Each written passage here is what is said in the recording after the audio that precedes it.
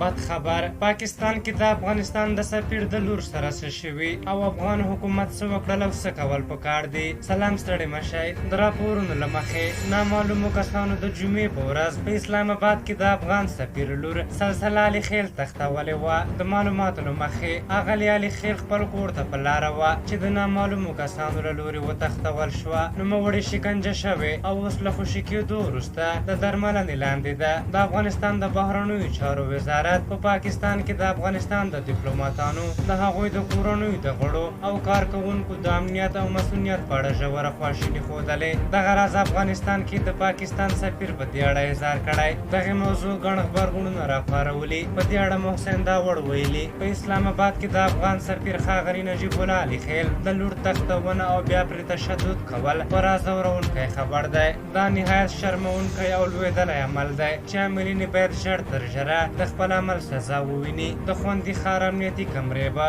هرومرو د دې ناوړې پیښې شواهد خوندي کړي وي. دا وړ زیاته کړې موږ د ښاغلي سفیر او د نوموړي له درنې کورنۍ سره خپله خواخوږي څرګندوو. دغه راز عبدالله حمید کرزي او نورو ګڼو سیاسونو هم دغه پیښه غندلې. په هر حال په دې اړه د افغانستان حکومت ته پکار دي چې په یوې اعلامیې خپرولو کې سخت لاس نه کړي بلکې د نړیوالو اصولو قوانینو له مخې دا موضوع باید حتی ملګرو ملتونو کې راپورته شي چې ملګرو ملتونو کې د افغانستان سفیر ته پکار ده چې په دې اړه ژر اقدام وکړي. خو یې کاش چې لکوي ډیپلوماتان مو لرلی. په هر حال موږ دغه پیښه په کلکو ټکو غندو او دا ټول افغان ولس ته توهین بولو. پاکستان مکلف ده چې د ډیپلوماتانو او د هغوی د کورنیو امنیت وساتي. دا چې دا کار یې نه دی کړی اوس یې باید حساب ورکړي. په هر حال تاسو دغې موضوع په اړه څه نظر لرئ؟ خپل نظرونه هم راته په کمنټ کې ولیکئ. که زموږ ویډیو مو خوښه شوې وي ضرور لایک کړئ. تر بیا ستاسو پر تر اعظم پلیا بخښونکي خدای وسپارم. د الله په امان.